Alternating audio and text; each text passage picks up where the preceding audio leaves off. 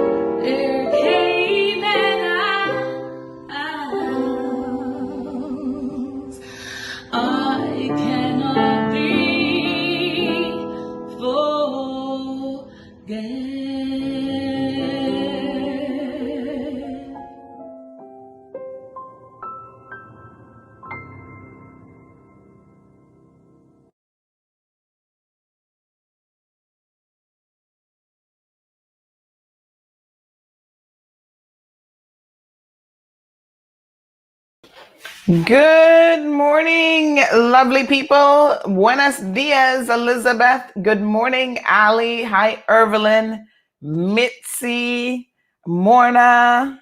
Who else is here for it? Let me just see. Good morning. How are you guys doing?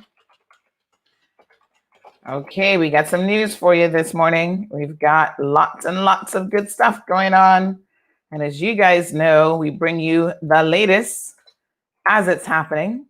On the political front, you don't need to go and look anywhere else for any news because we are on top of it.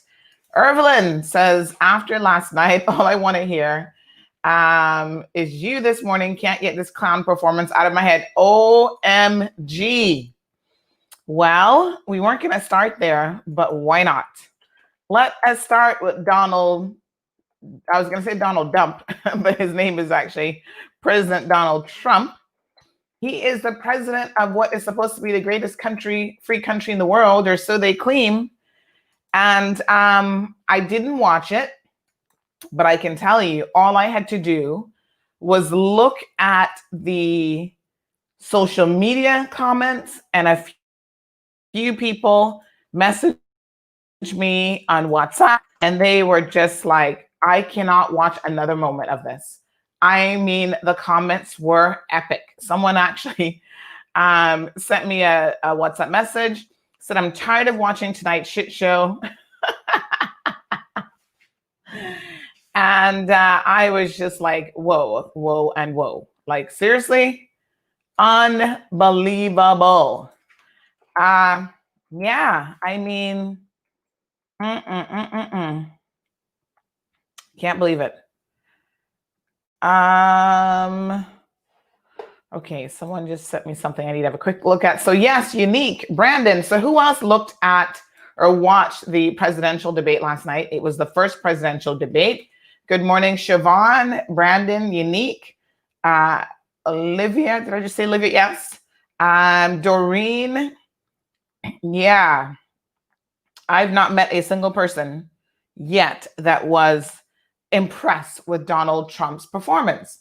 Now, I know he's got some hardcore supporters, and I've not really heard anything from them. They've been awfully silent thus far this morning. So it makes me wonder if they themselves can't even say anything positive about what they heard or saw last night. Good morning, Catherine. Where is Sue? I'm expecting Sue to show up for the discussion this morning.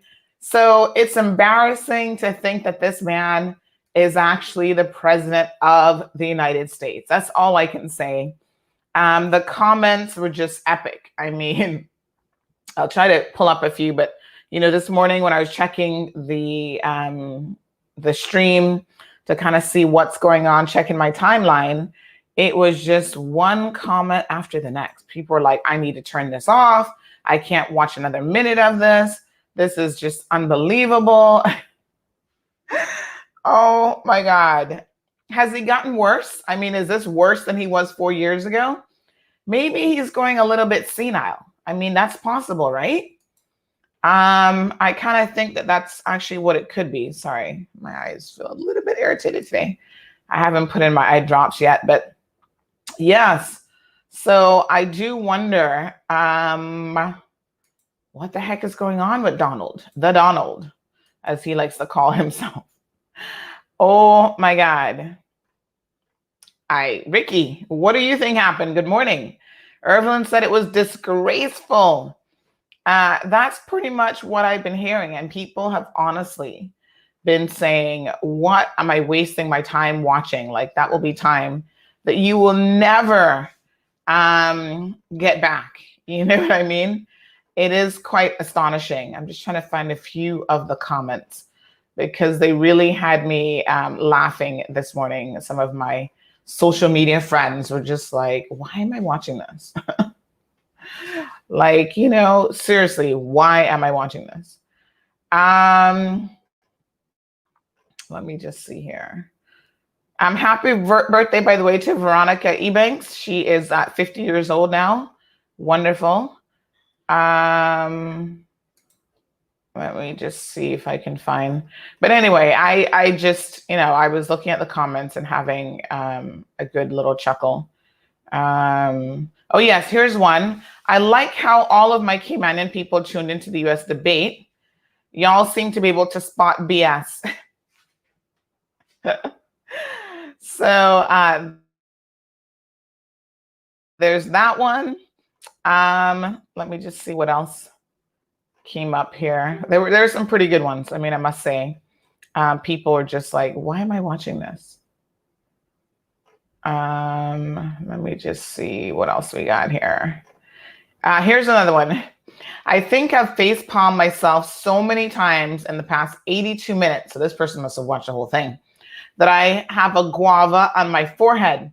Make it stop. Papa Dios, please make it stop. Facepalm, you're like, oh my God. So because of that, he's got a guava on his head.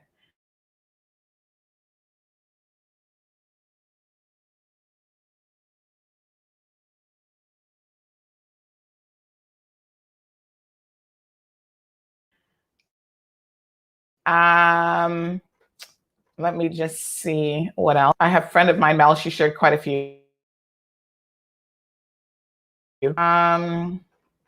Another person says here, hard to listen, hard to watch.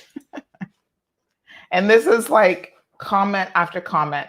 I can't find them all right now, but yeah, people are just like, what is it?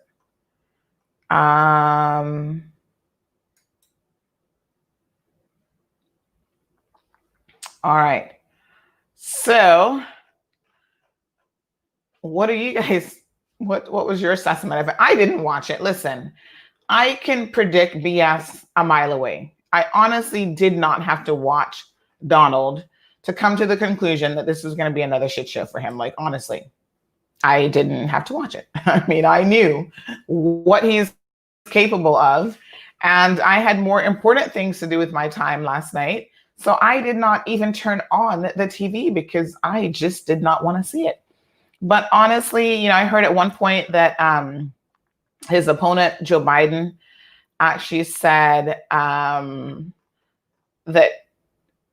he was just like, he can't, you know, he's like this, he can't even take this anymore. It was just unbelievable. So there was a joke here that Dr. Anthony Fauci warns, do not drink every time Donald Trump lies tonight.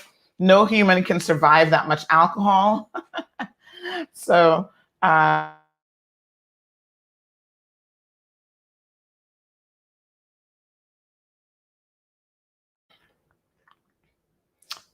have a quote here with Joe Biden. I don't actually know if he said this or not, but it says, "Will you shut up, man?" Question mark.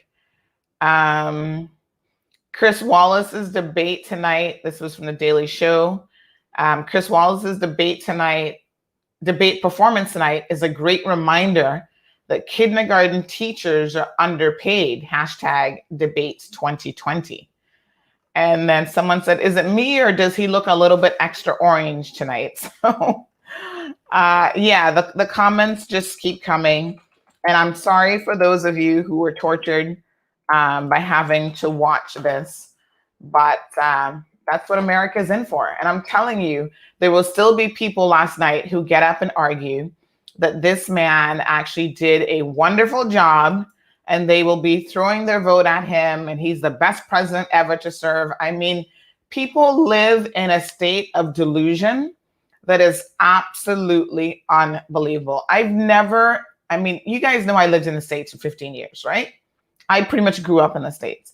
And I cannot recall ever, since I was a little girl, growing up in the States from the age of 9, hearing of a man who was so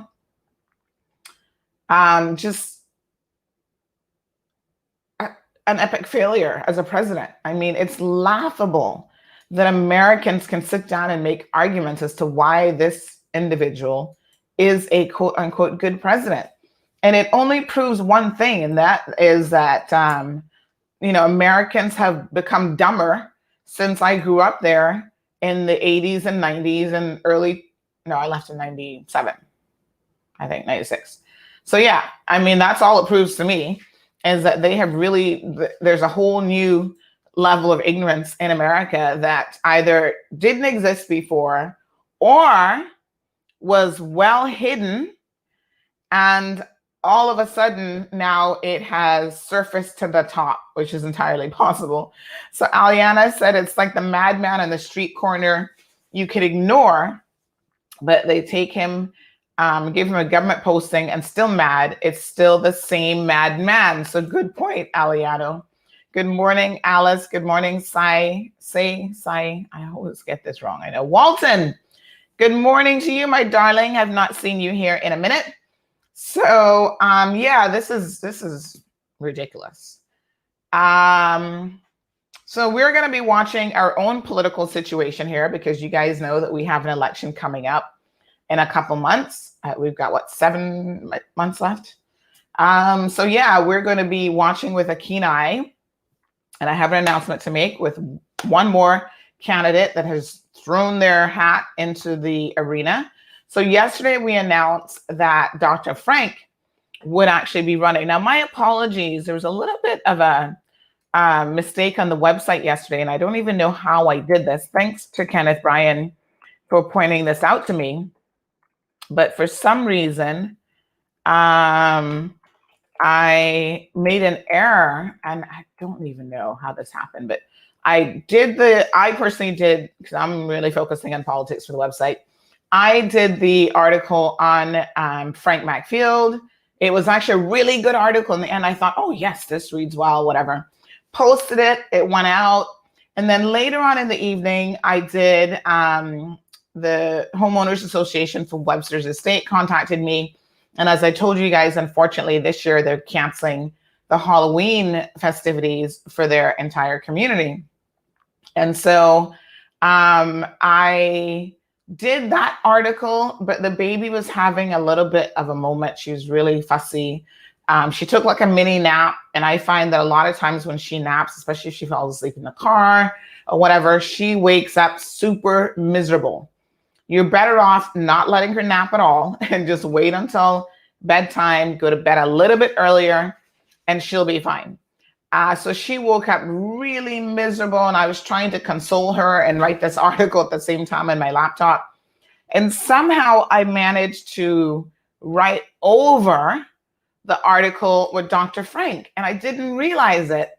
And so when people were clicking on the URL to get to the Dr. Frank video, they were discovering that that video wasn't there.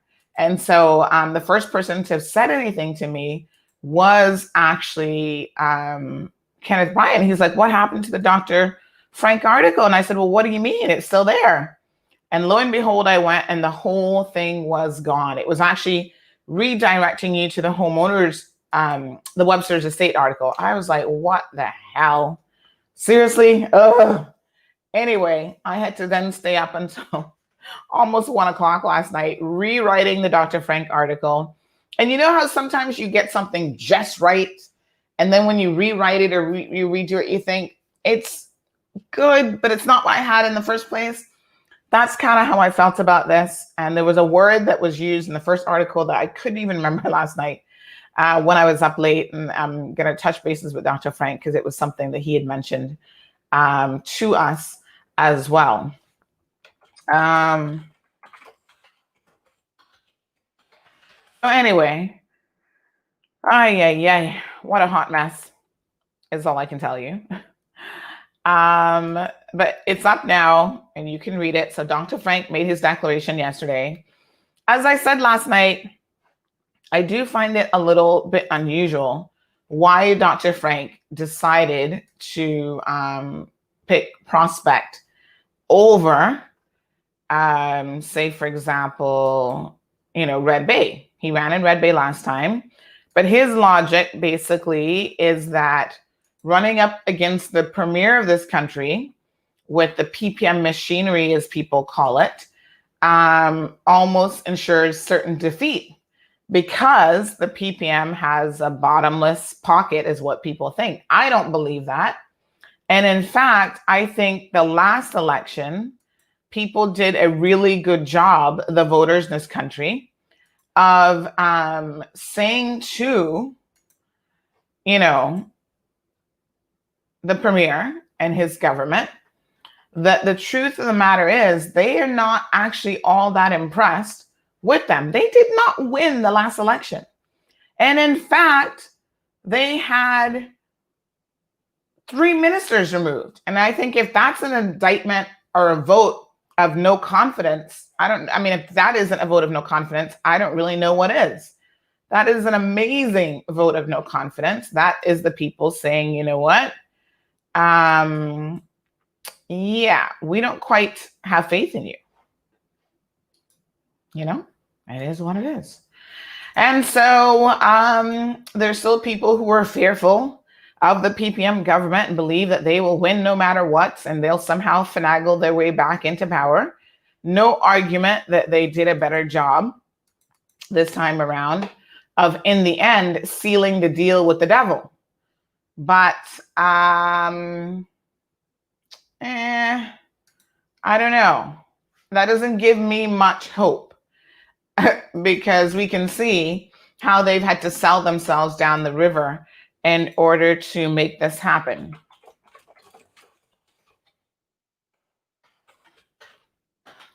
So anywho, needless to say, Dr. Frank has said, listen, he can't go up against the PPM. They're too powerful. They have too much money.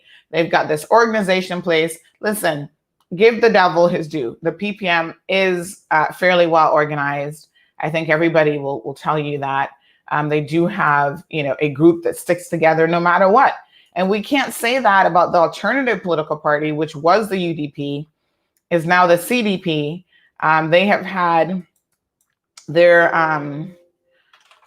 growing pains, if you will. And so, it's not like they have much competition in terms of a party. The independents got a little bit of a nod from a lot of people last time. So remember, it was an even split really between the independents and the PPM, and the CDP by and large did not win the confidence of the people outside of West Bay. So there's no one outside of West Bay who actually voted for a CDP candidate. So I think that is certainly indicative of what people think of the CDP. And no one so far has come out and said that outside of West Bay, again, that they will be running with the CDP. So I think that says a lot. But yeah, I'm a little bit concerned that people are saying, including Dr. Frank, that the PPM has the financial wherewithal to really, scare people into not running in certain districts. Listen, the premier needs competition. He has done stuff in his tenure, and I will be reminding you of it.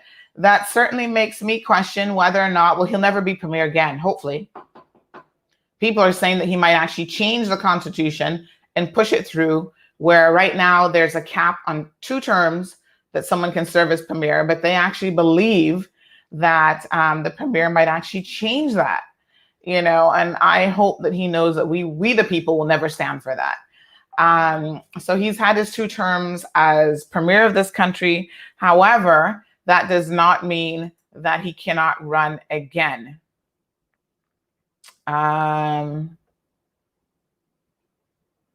Okay, so I see someone sending me a message. I'll get to that. Right, so Marshall says, good morning, happy hump day. Sai, I'm craving for cassava cake.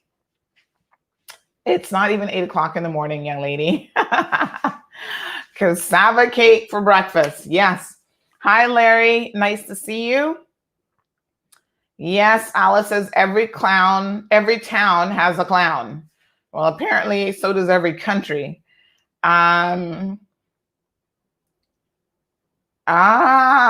So very, very interesting question from Flashpoint. Flashpoint wants to know, where is the money coming from this time? Because didn't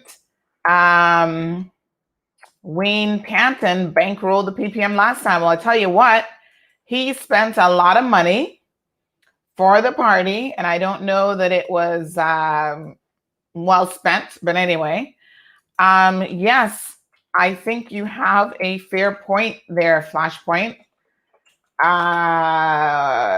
They have corporate donors, don't get it wrong. And I guess they're going to hustle and they're going to be begging people for money. So it's possible that they will find some money, but I don't think that they're going to have someone as willing to spend as much money behind the PPM machinery as Wayne Panton has. Now, let me remind you, Wayne Panton, who was a minister last time, decided to not run with the party again. As a matter of fact, he resigned from the party a number of months ago. I think we carry that story. Both him and Ozzy Bodden from Bodden Town have resigned. And I don't know if the other minister, which would have been, oh gosh, what's his name now? Oh God, I should know his name. He did sue me after all. Help me out here, folks. What's his name? He ran against Kenneth. La-di-da-di-da. His name is Marco Archer. Yes, Marco Archer. So Marco Archer, I don't know if he's still a PPM member or not, but obviously he's now head of the Cayman Islands Stock Exchange. Now, there are rumblings of people questioning whether or not Marco will run again. I think Marco would be foolish to run again. I think you better stick with the cushy job that the PPM ensured that you got as a consolation prize and just chillax and take it easy. He cannot beat Kenneth Bryan, and I don't know who's going to run against Kenneth, to be quite frank and honest, but it's not, I don't think it should be Marco, that's for sure. So Thank you so much, Siobhan. So Walton wants to know, is the CDP still a party? Well, that's a good question, Walton. And as far as I know, they are. I mean, there's nothing that would have, I suppose, unqualified them or deregistered them. So remember now, political parties with the new constitution have a process of registration that they're supposed to be going through. And it is my understanding that the CDP is still very much registered. They don't do anything. I don't even know of them having a political office or headquarters. PPM does still have one as far as I know. So this is super interesting. And this is where, folks, organization really says a lot. Like, we are so politically immature in this country. And I'll be the first to say it. We have a long ways to go. And that's why when people talk about, oh, let's go independent over this domestic partnership, civil partnership bill, I look at them and I think, are you smoking something that I don't know anything about? Because honestly, we are nowhere near being ready. We don't even have proper political parties. You know, we've got the PPM. All right, they're not too bad, I suppose, if you want to look at the organization. But when was the last time they had a conference? How many times do they follow their constitution? You know, they don't. It's like a joke. They kind of run and operate by the seat of their pants and do whatever the heck it is that they want. And, you know, it is what it is. Let's just call a spade a spade. We're certainly not going to be dishonest about what's happening in this country. So we got a bunch of clowns right here in the Cayman Islands as well.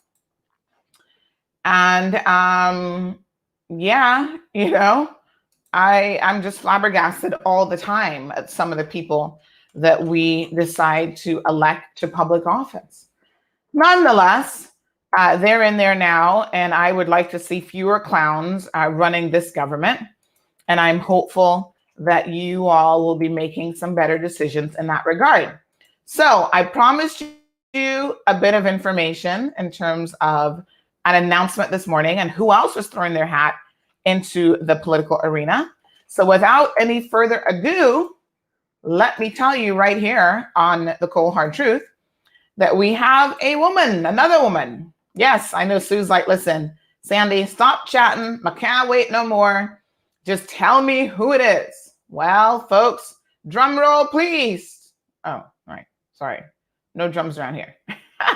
Here we go. Her name is Gianna Williams. So Gianna has decided to run for political office. And of course, on our website, we do have the article posted already. And it basically, Gianna has said that she has a calling from God to run for political office. And she feels like she will be fulfilling his purpose if she does so. So just let us have a look at what Gianna is saying. So again, she sent us some information. She made contact with us, I think it was last week. And Gianna has indicated that, yes, she is going to be running for political office. Hold on one second.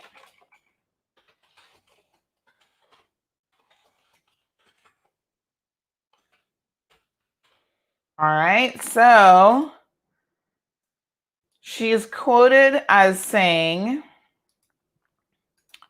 that I'm a God-fearing Caymanian woman, and this is the reason that I'm running. God clearly gave me signs that he wanted me to run, so I'm here to fulfill his purpose. The Caymanian people need a voice, particularly women in this community, and I look forward to sharing my viewpoints and experiences and providing some much needed emotional intelligence to this election, and most importantly, speaking to the Caymanian people directly and hearing how I can be of service. Gianna, in case you don't know who she is she says that she's an expert personal trainer who was one of the pioneering Cayman business owners of the fitness boom in Cayman, and she hosted a radio show. So she's a radio show personality as well, focused on women's empowerment, and that now she is a empowerment coach. Okay, she's a wife and mother of 2 children. She intends to focus on education, the landfill, and policy reform.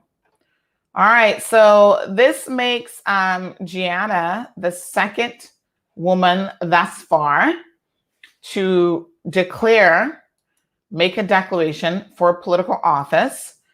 And so my question to you guys is, what do you think? Kathy Ann Wilkes has made a declaration for West Bay Central. So Gianna will be running in the district of Savannah. That's where she's declared. And as you know, the current incumbent for Savannah is Mr. Anthony Eden. So a lot of you have been of the opinion that Mr. Anthony needs to retire. I've heard the comments time and time again. So now I'm a little bit, well, let me just tell you what's on the Mall Road. Not our Mall Road, but the Mall Road, right? So the talk of the town is that Anthony Eden will be retiring, my apologies, and that he will be putting forward in his position his son, Malcolm Eden. And Malcolm has been, I guess, silently getting ready, because we've not really ever heard anything from Malcolm much at all. We know that he's a business owner and he just kind of does that and does his family thing, and that's about it. So what is Savannah shaping up to be? Last time, I think Heather Bodden also ran in Savannah. Big question mark there in terms of whether or not Heather will run again. We haven't heard. So one thing I must say, though, I must admit that Morna, good morning, Jade said that she's proud of her. Way to go, Gianna. So the one question that I do have in terms of, it seems very, very interesting to me that, in fact, a lot of people are coming out super early this time.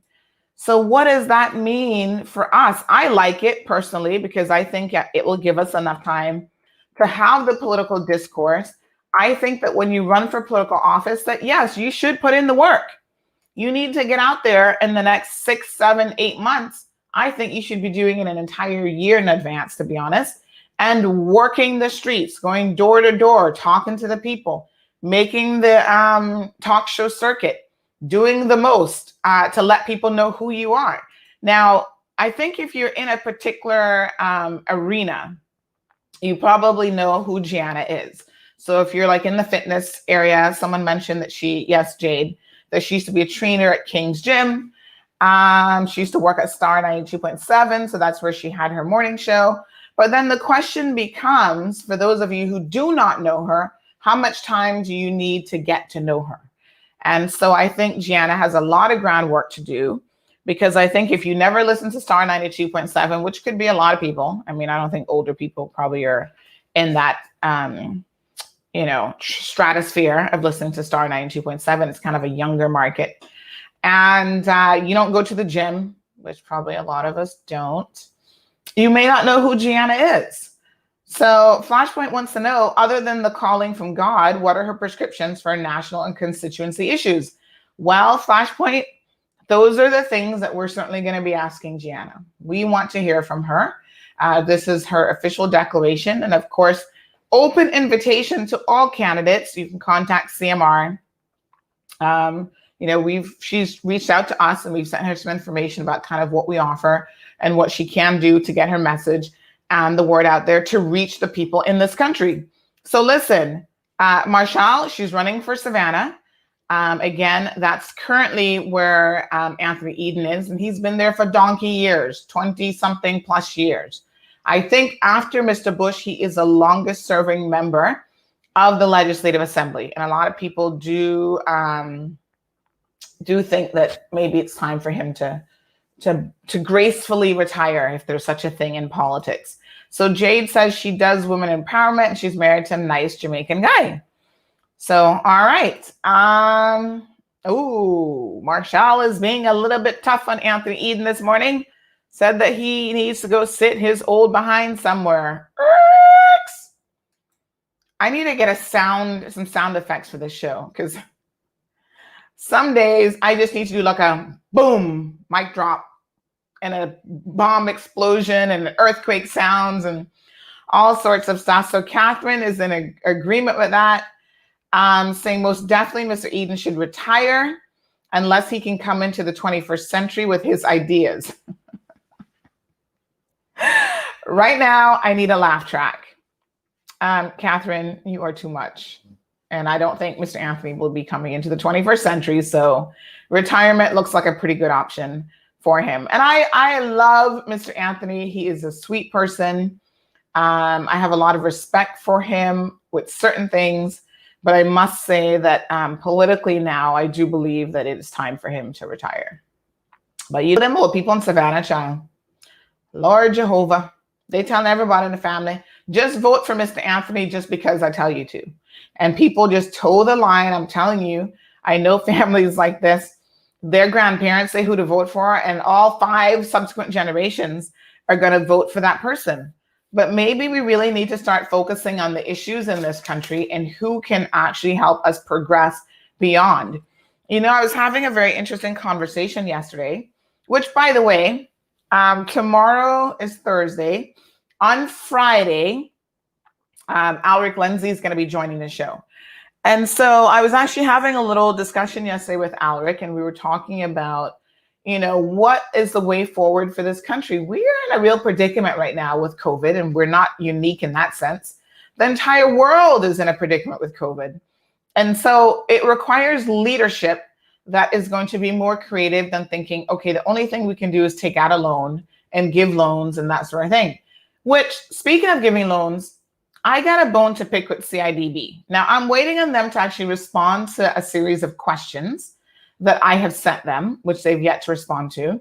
But they're trying to give small business owners the runaround, and we're going to talk about that. What is the point of putting a loan infrastructure in place if you're going to make it so difficult that no one's going to even be able to get through with you guys? CIDB, you're on my radar, and we'll be talking about you tomorrow on tomorrow's program. So anyway, big shout out to Johan Moxham. He wants to know if anyone is sponsoring Gianna. So her full name, he says, Gianna Parson Williams. We don't have any of those details yet in terms of sponsorship or anything of the sort. We don't know where people are getting their fundraising money from. I actually don't think that people have to tell you that. People can raise money from anywhere and run for political office. So she's a Parsons, I guess. And I guess she's married, so now she's a Williams. So there you go. So sometimes as Caymanians, we're like, what's the Caymanian connection here? Yeah, so I do not know who her sponsors are. Gianna can certainly come on the program and answer all of those questions for us. And yeah, so there you go. She has declared. So the second woman to declare. We'll see how many more women come out of the woodwork. So the streets are talking. So here's what we know. Prospect will likely have 4 or 5 candidates in the end. 3 so far have officially declared. And I'm counting, when I say 3 have officially declared, I'm obviously counting Austin Harris as the incumbent because he will be running again, right? So you've got Austin, Michael Miles, and Frank Matfield. We also know on good authority that Sabrina Turner will be throwing her hat in the ring. So that's 4 at least for Prospect. Someone said to me yesterday, quite tongue-in-cheek, and I had to laugh at this one, when they said, what's going on in Prospect? Why didn't you tell me that apparently there is gold in Prospect? That's kind of funny. Gold in Prospect, you get it. So yes, I had to laugh about that, and I don't know anything about there being gold in Prospect. But I think maybe people believe that Austin is going to be easy to pick off. And I don't know that that's the case, folks. Especially when you've got four people running. The more people you have running against the incumbent, the more likely the incumbent will be getting right back in. So that's like rule number 102, not 101. Rule number 102 of politics is sometimes you need to just allow two people to run head to head. And see, this is where it varies in like the US and places like Jamaica, where the party system has taken hold quite firmly. The parties put forward, their two strongholds or whatever for a particular area. You might have one independent candidate throw their hat in there, but you're not going to have 5, 6, 7 people going after one seat. And so that's where politically we're not quite there yet, right? So the PPM government didn't put forward anyone. Oh, did they? Oh, yes. My apologies. I believe that they did. I think in the very end, they ended up endorsing Lucille last time. And with all due respect, unfortunately, Miss Lucille did not make, earth-shattering appearance or anything for prospects. I'm just looking at the numbers for the last election because you guys know I got to be ready with my stats here, folks. Got to give you the raw numbers. So let's have a look at prospect last time. So prospect, we had 3 candidates running in the last election. So already we're surpassed that. We had Austin Harris Jr., we had Matthew Tyrone Leslie, and we had Lucille Seymour. So you guys know Matthew wasn't getting in, but nonetheless, he got 58 votes. So he got 6.8% of the vote. Miss Lucille got 329 votes, which accounted for 38.57% of the votes. And Austin got 54.63% with 466 votes. So listen, you're talking about, hold on, let me just do the math. I don't know how many people now would have registered. And remember, you got to register to vote, folks. I don't want to hear any excuses about why you're not registered come May the 26th of next year. So he had 478. Sorry. No, wrong district. Hold on. My eye just went to the wrong district there. So we had, okay. 466, 58, and 329. That's 853 people. So say that even another 100 people have registered since the last election for prospect. You have less than 1,000 people who are registered to vote in that particular area. So when you're trying to split that between 4 people, yeah, it's gonna be quite interesting. So Jade, every single political candidate knows how to reach me. We are individually reaching out to them and sending them information, and they are always welcome to come on CMR because, like I said, we will give you election coverage that is just like this show, the cold hard truth, frank, honest. We will, take your questions, take your comments for the candidates. So get ready, folks. So Marshall says, I don't know why Anthony Eden would be setting up his son to run for politics when he's not out doing nothing in the public or much people know anything about him. Yes, he is a businessman, but he's not a people person in terms of working in the community. Well, here's the interesting thing, Marshall, about that. I do think that's a very valid point. And I was thinking about it. And then I also thought to myself, Cayman is really funny, though. Like so many people have come on the political scene. Now, I can give you countless examples of this happens every single year. They are not known for having done anything community work-wise at all. So they just show up in the political arena because they're lawyers, they're bankers, they're CPAs, they're doctors, whatever, right? And Caymanians still vote and put them in. They've never done anything in the community before, but they're okay, yeah, we like them. We know who their mama is. We know who their dad is. Okay, we give them a chance. So the reasons why people vote for people sometimes can be so incredibly interesting. The PPM government had people in the past who've run and we didn't know anything about them, about community work or anything. All right, let's take Alden McLaughlin as a prime example. Alden is an attorney at law. He was a partner at, I forget what the law firm was called at the time, but he was with Anthony Duckworth. I think he was a partner at that firm. Anyway, he was working as, litigation, I guess, maybe corporate. I don't know what he did, to be honest, but he was a lawyer. So he was working as a lawyer. And the only thing he did community-wise was part of the Lions Club. So, he was involved in that organization. So yes, he goes and fries fish on Saturdays and does that. And Lions does, let me tell you something, Lions does a lot of amazing work. Both the women's club, which is the Lions Club of Tropical Gardens, and then the men's version, Lions Club of Grand Cayman, I think is what they're called. They do a lot of work. So in your position as a member of an organization, whether it's Rotary, Lions, what else is there, Rotaract, whatever, you're doing your community work. And I guess that counts as you having done community work. And so when people think about, am I going to vote for this person? Am I going to throw my support behind them? Oftentimes that's enough. Now, I don't know that Malcolm is affiliated with any NGOs or nonprofit organizations. But what I do know is evidently, it doesn't take much community work for people to go, okay, yeah, that's great. And on the other hand, there are people who are busting their balls left, right, and center doing community work. And I got to be honest with you, one of those people actually is Alric Lindsay. Like, I don't even know how Alric finds the time to dedicate to all the stuff that he does. I mean, during COVID, I think Alric was going a little bit stir crazy because every single day he was making sure that he was out there helping people.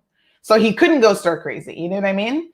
Like, he was out there doing food deliveries. He was like doing the most. And I'm like, wow, this guy is really doing a lot of service to the community. And there are a lot of people that he's helping. He's been helping people out of his own pocket. He has been helping people through organizations. He's been doing laptop donations, food donations. I mean, it is the most. And then there are people who do a lot that we do not know anything about them doing. And I keep saying to them, listen to me, folks, you can do as much as you want, but if you don't do a little bit of tuning of your own horn and we don't know anything about it, well, we don't know anything about it. So Flashpoint says Tony is still popular in Savannah, and I suspect that he would win if he ran again. I think you're right, Tony. I think as long as, although, we have to be careful kind of making these pronouncements. Because remember, what was his name? John McLean, yes, Senior. So John McLean was a stronghold in East End for 20-something plus years. And everybody thought, I'm sure, that Mr. McLean would hold that seat forever. And lo and behold, one day, here comes a cousin, which is Arden McLean. And Arden McLean manages to unseat John McLean, who's been in there for 20-something years. So you never quite know, because remember, especially with one man, one vote, which technically the districts of North Side and East End have always had, it is easier to remove people. So East End has been awfully quiet. I'd be interested to know who in East End is running. Mr. Isaac, are you listening? Are you listening, sir? Are you running again? Yes, I just called your name. We need to know. So we'll see. Future politicians need to separate church and state. Cayman would run better once this happened. Where's my mic drop button again? Catherine, another mic drop moment. Somebody else just said, oh, great, the God card. I think a lot of people are really feeling that, listen, yes, we understand that we have a Christian, heritage and background, but there are too many times when that has really interfered with the proper running of this country. And Mr. Walton is asking the exact same question. Irvelyn says that she's eligible to vote in Savannah and she's not going to be voting for Mr. Eden. I've never seen him anywhere except on the stage. Mr. Walton says, do you think people get that separation of church and state? I don't know that people get that, to be honest, because there is a generational gap, right? So when you look at people like Mr. Anthony, Juliana, although she's not as old as Mr. Anthony, she might as well be, because sometimes some of the things that she said, I'm just like, irks. They are stuck in a little bit of a time warp where they believe wholeheartedly that, church and state can never be separated.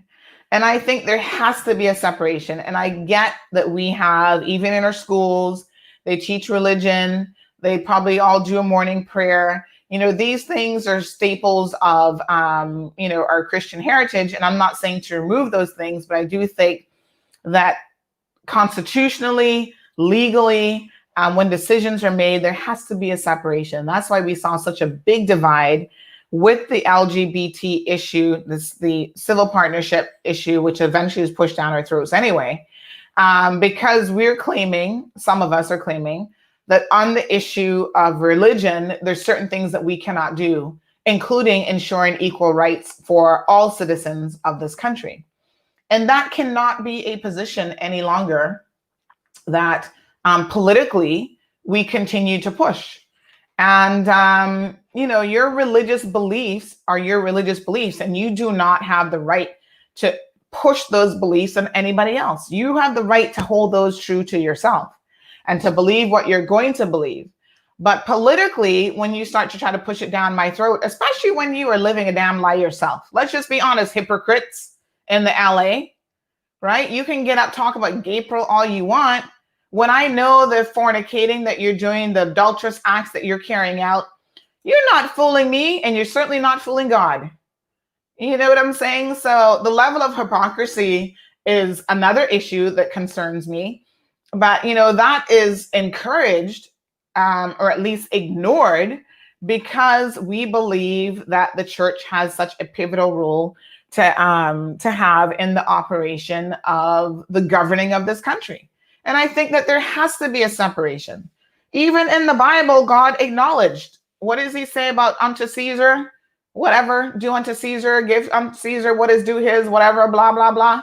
So, I could actually look up the scripture and get it right?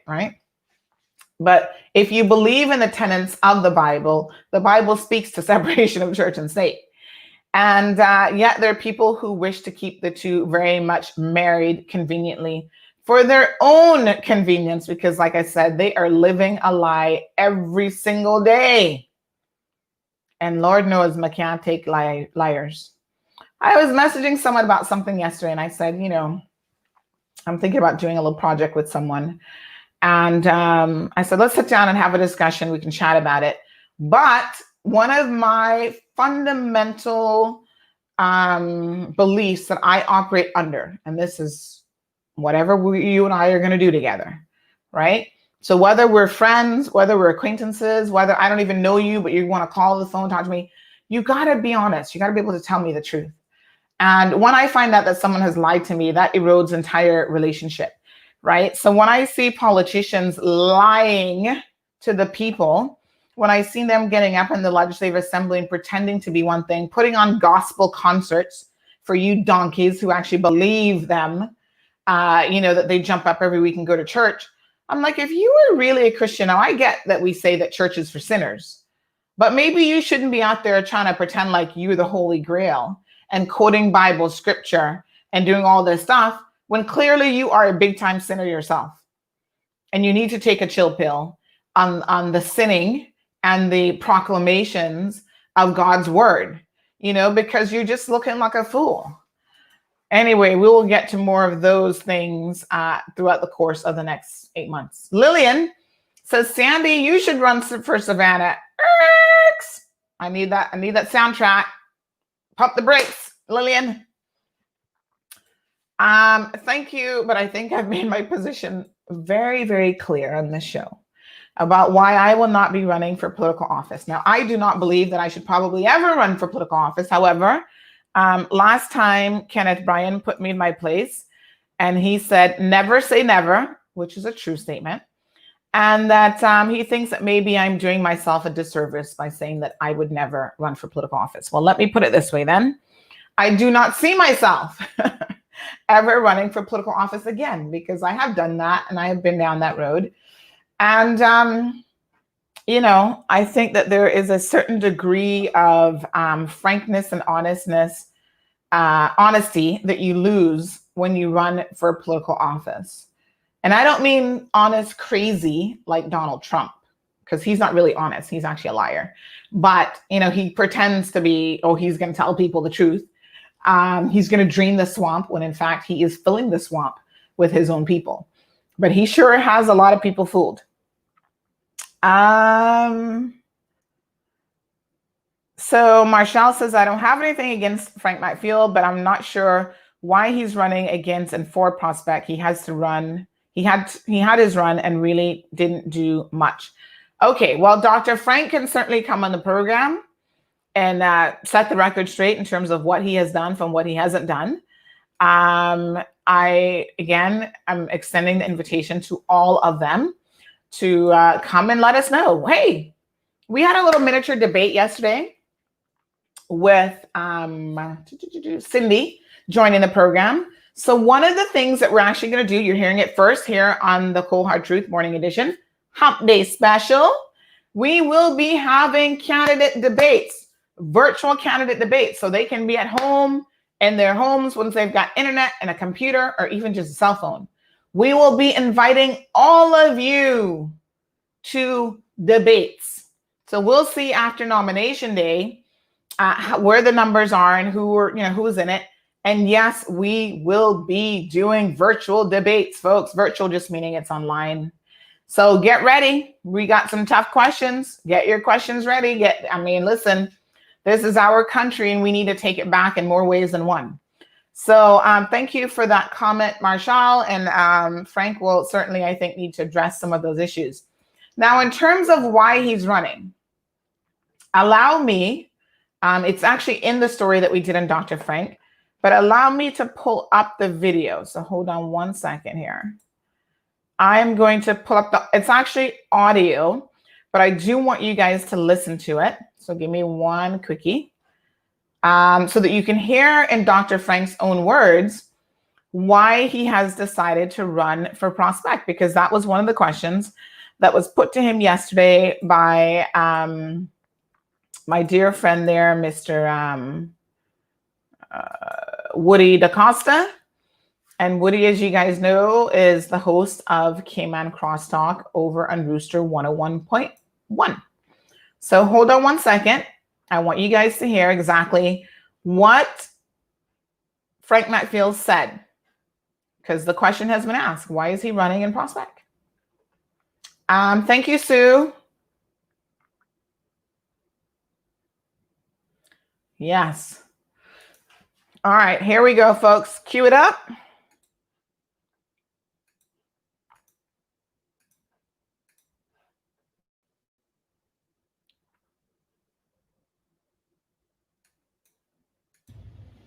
Having said all of that, people are on pins and needles. Where you must have, obviously, you had the last several years to sit and think about this, especially calling in to shows like this and having some really robust conversations with me. What constituency have you decided on? CC says Georgetown needs you, but now Georgetown is split up into constituencies. Yeah, well, now which one? Well, and why? I gotta ask, which one and why? Well, I'm looking.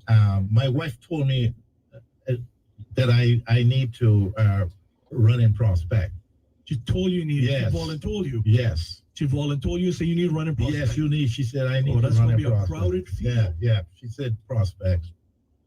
Wow, you got Austin Harris. Yeah. You got Mr. Michael Miles. Yeah. You got Miss Sabrina. My gosh, it's going to be a crowded field in prospect. Yeah. Why prospect? Well, why not go back at Red Bay? Well, I mean, the one of the things with Red Bay, is that I don't know. I mean, Arlinda's going to run in Red Bay. He told me that on Sunday, right? And I assume that I don't have money. They have money. They have the organization to be able to reach voters in many different ways. If I was able to attract some financial support for the campaign, I might think of Red Bay,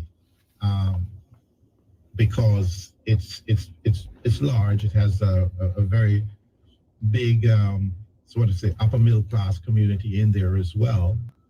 That might buy into some of the social and other reasons that I'm saying that I'm important, because the stability issue might be of concern to them if Caymanians are really losing their strength in the society, or the position of strength in society. It might cause the chaos that I've always believed might come about as a result of this. So I don't really know, but because I am not a politician in the sense that I have ever worked with politics.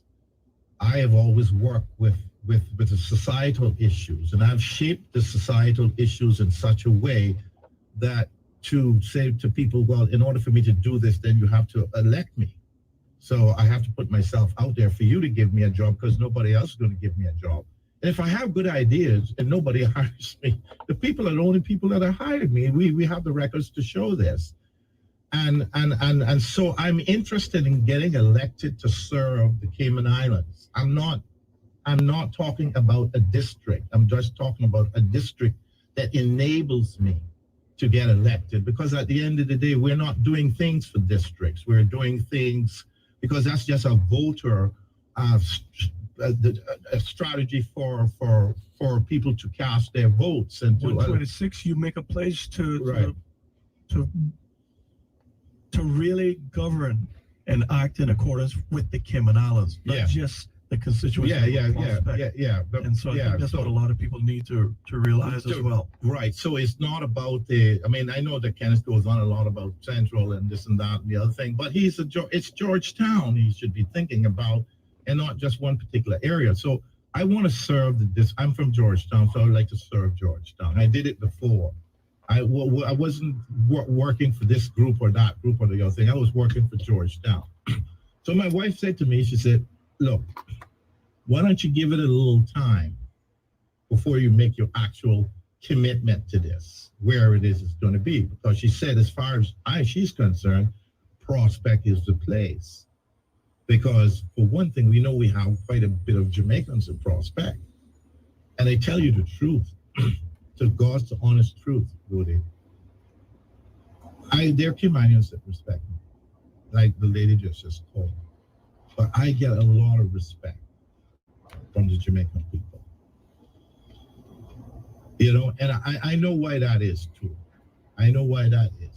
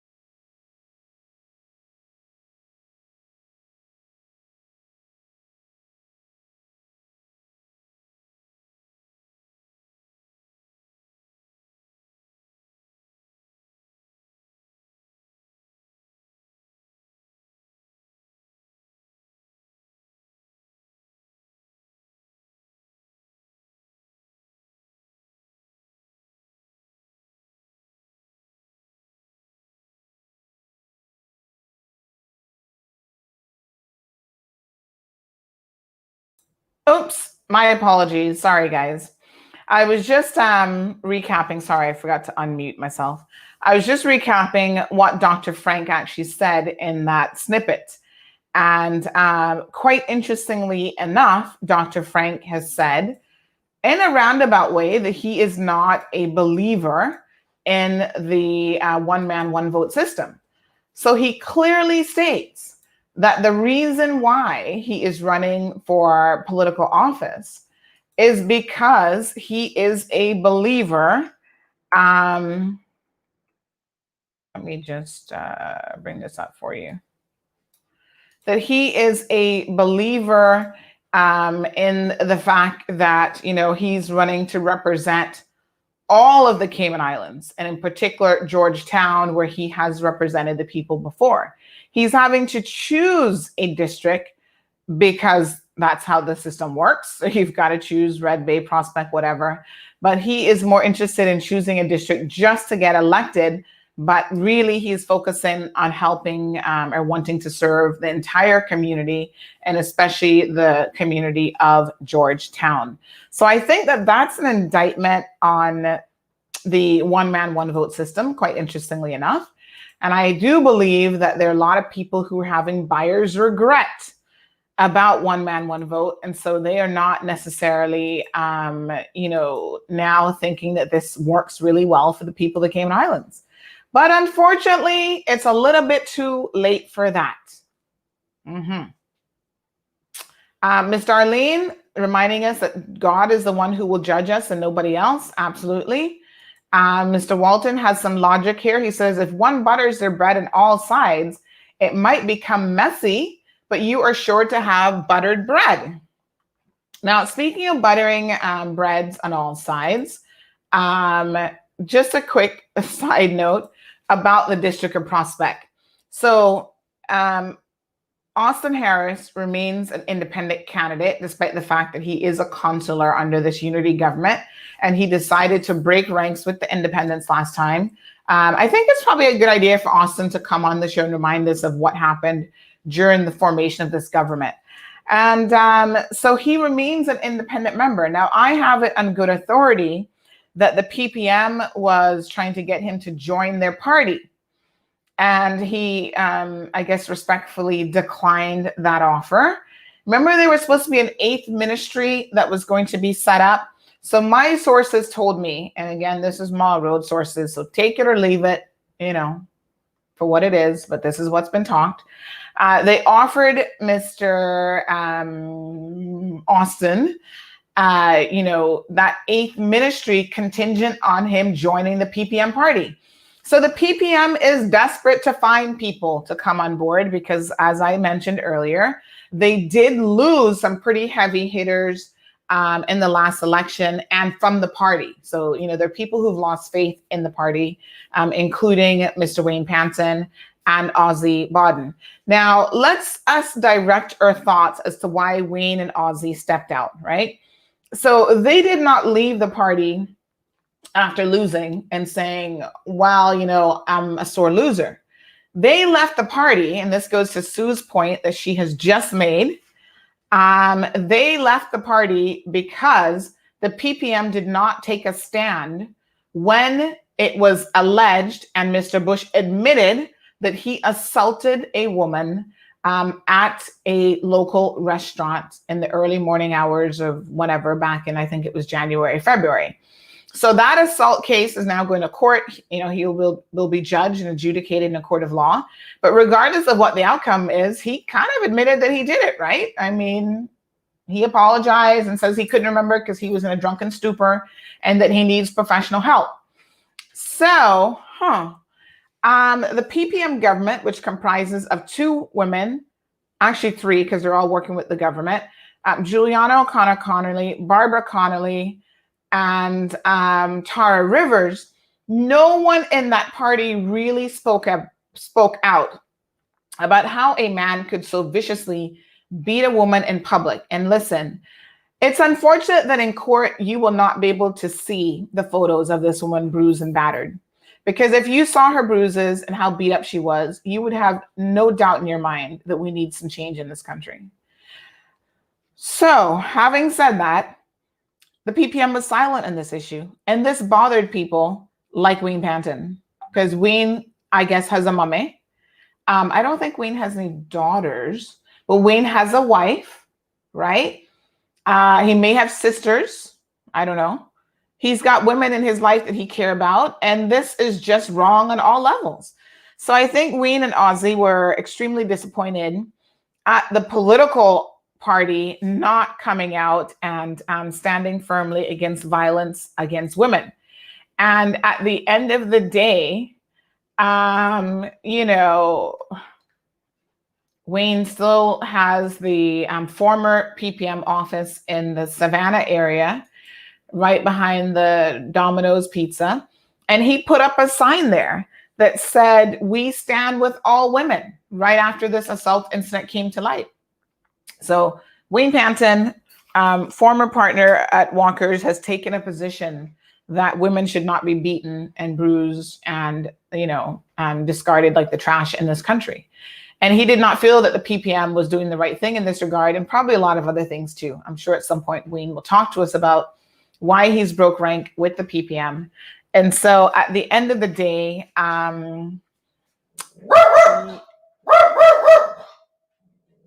Sidekick Coco came in. So yes, at the end of the day, I think that there's a lot to be said for the fact that people have broke rank with them. And the PPM, quite frankly, is desperate to get more heavy hitters on board so that perhaps they can secure a few more seats next time. So in Prospect, they don't have a candidate. So there's 4 people running and none of them are PPM candidates. Now, we know how this works. And Darlene, thank you so much for the vote of confidence. Darlene says, "Sandy, we need you where you are. You're doing what you're doing so well, keeping us up to speed with everything." That's exactly, listen, I always say it on this program, you are right where you're supposed to be. And I believe that I'm right where I'm supposed to be right now. And yes, I love doing this. I love keeping you guys abreast of all the sus that's happening in Cayman Islands. I think it's important that someone does that. We no longer have Cayman 27. So we're filling a really, really important gap. And I think going into the election, Sai, I appreciate the vote of confidence, but going into this election, this is the first time that we will not have a TV station around since a general election. Who's going to be bringing you all the news? Me. That's what we're here for. We're going to put together a team for the election. And most importantly, hey, listen, if I had a camera spying on these politicians about all the shenanigans that they got going on, that would be something, wouldn't it? But most importantly, we're going to bring it to you like nobody else has. Because let's be honest, a lot of people, their hands are tied by political affiliations, sponsorship money, whatever the case may be. That segues into my next point, which is that sometimes a person claims to be an independent and they are not actually an independent. They have already committed orally to, yes, if you get in, I will work with you. So you're an independent on paper. You haven't technically joined the party, but you know, you're still willing to work with them. Tara Rivers is a perfect example of that.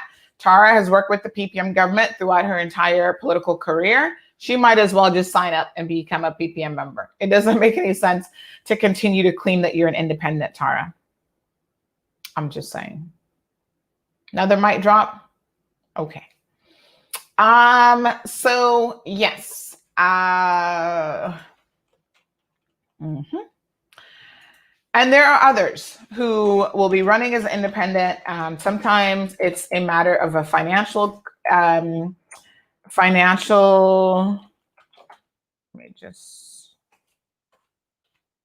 sometimes it's a matter of a financial commitment. So people say, you run in this district. You know, some people are running. I'm going to tell you the God's honest truth here. There are people who are running who are looking to simply disrupt the process. So what do I mean by that? What I mean by that, good folks, is that they know that they can't really be successful in running.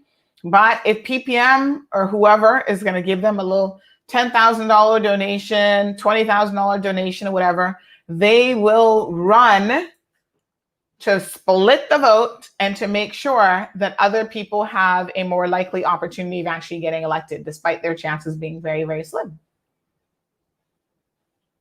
So Ms. Seuss has expressed an opinion about Woody having Mr. Bush on yesterday's program.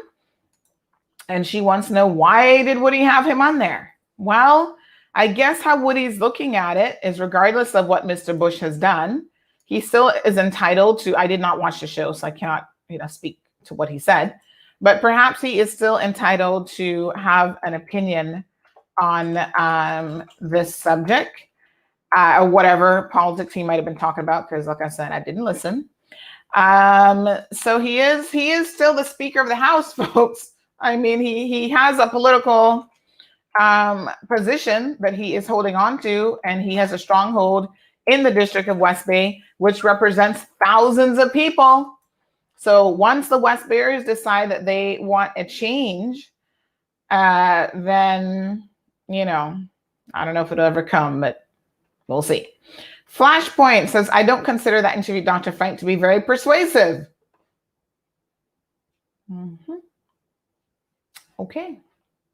Well, we will certainly be inviting Dr. Frank on here, and I'm sure he'll be coming on. The other good point that Flashpoint made earlier is that community work does not necessarily make a good politician. Absolutely not. Politicians are, in my opinion, what I would call sort of a 360 sort of position, right? You need a lot of skills. It's like being a mom, you know? You need to be able to do a lot of different things. So as a mother, you can't just know how to cook and that's it. You know, you got to be there as a caretaker, as a cook, as the laundry person. I mean, you've got to be able to do so much, helping with the homework. And, you know, it requires a vast skill set, if you will. You need soft skills. So you need to be, you know, emotionally intelligent. You need to be able to give your children the emotional support when they need it. Sometimes you got to be a sergeant and you got to kick your kids in the butt and say, get up in the morning. It's time to go to school. You got to do this. You got to do that. You know, it's a lot, right? And so a politician is, in some regards, very much the same, because you are different things to different people. So community work and community service, I think, is important. It is but one part of who you are, but it isn't everything. Absolutely not. We need people with ideas, yes, to move this country forward in a more meaningful way. And we need people, in my opinion, with a track record. Sometimes we elect newbies who don't have a track record, a proven track record yet, because we want to give them an opportunity. We want to give them a chance and see what they can do. Now, a track record can be demonstrated in many different ways. So between now and May, before you go to the polls, we will be looking at in detail, Flashpoint, what are some of the things that are important to you in your political decision making? What is it that you are looking for? So some people, the only thing that matters to them is that the person pretends to be a good Christian family person, and that will sell them every single time. Whether that's the reality or not, only God knows. But, you know, that's a possibility. There are other people who are more geared towards, and listen, I think we vote for people who are like us, people who represent the things that we like. And that makes logical sense as human beings, right? So, for example, if you are a professional, you've gone off to university, maybe you're a CPA, you're a lawyer, whatever, you are more apt to vote for someone who has accomplished similar things to you.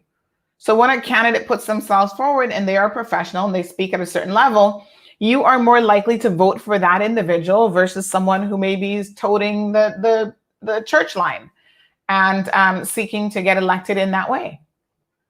Marshall makes an interesting comment. So he's counting on the Jamaican voters in the area. Well, he said it in his comment that he believes the Jamaican voters will, give him their support, and that apparently there's a lot of them in Prospect. I don't know, that or not. I do know that when the UDP government at the time, back in 2000 and, oh gosh, how long ago was that now? Was that 2013? When they gave these mass status grants, obviously there were a lot of Jamaicans who benefited from that, as well as others. But those persons would now, from the last election, have been very much eligible to run for vote for our public officials. So maybe, he's been looking at the numbers And he knows what's going on. So I don't know what Sue is not impressed by, but something we said, probably the comment about McKeeva, she's not impressed by. Right. So not one of the women spoke up. Disgraceful. It is beyond disgraceful. I mean, absolutely. And, you know, I still hear people, Miss Ann, making comments about how, well, you know, Mr. Bush has done this and he's done that and he's a good person, yada, yada, yada. And I think to myself, just like the sleeping police, we sure can make excuses for people. And it's unacceptable. It's just unacceptable. You don't get to beat any woman, in my opinion, and remain in political office. And the fact that we can allow that here in the Cayman Islands is quite shocking. Sue says Wayne Panton and Ozzy are good guys.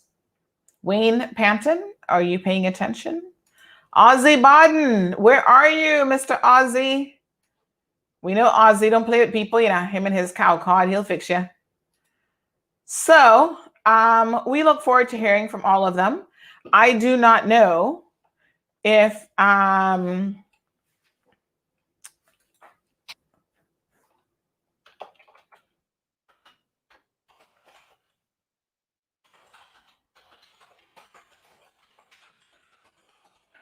I do not know exactly who is running in terms of, well, I do know some people are running. Ozzy, I don't have any confirmation as yet. I think that there are a lot of people who would love for Ozzy to throw his hat back in and to take out Mr. Gabriel. What's his name again? Oh gosh. Sometimes these names just escape me. John Seymour.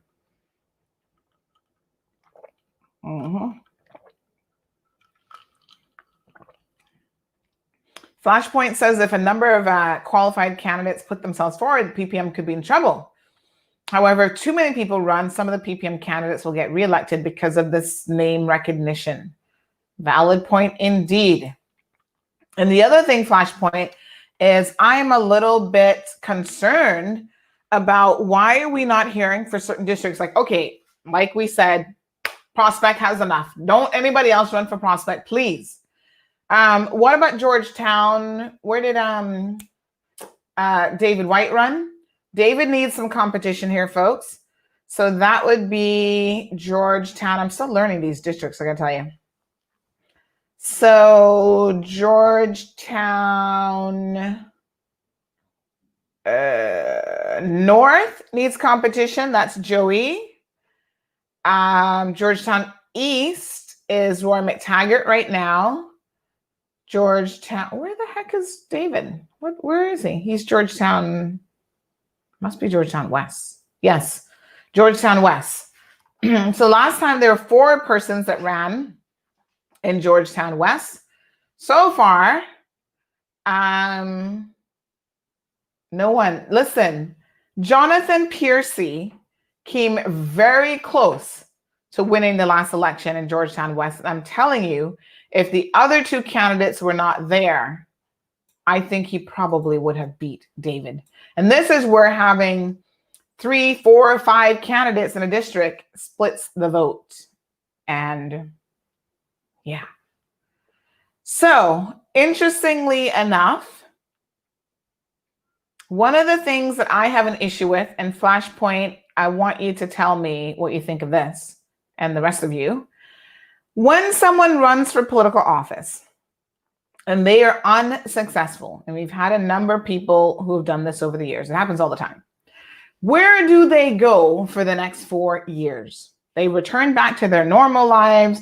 We don't hear anything about them. We don't see them. They do nothing in terms of community involvement, none of that stuff. And then they jump up and they're like, okay, I'm going to put my name forward and I'm going to run again. And then you're like, why are you running again? You know, because we never heard from you in 4 years. So where have you been? These are some valid questions, folks. Valid questions that people need to have some answers to. What have you been doing in the past 4 years? Inquiring minds want to know. All right. So Irvelyn says, I need you to run for Savannah so me can vote for you. Carry me puss and dogs for vote too. Irvelyn, behave yourself. Miss Sue says, what has she done anyway? Who are we referring to, Miss Sue? Sorry, I think I've somehow missed. Who is she? Are we talking about Tara Rivers or which one of the women? Who's she?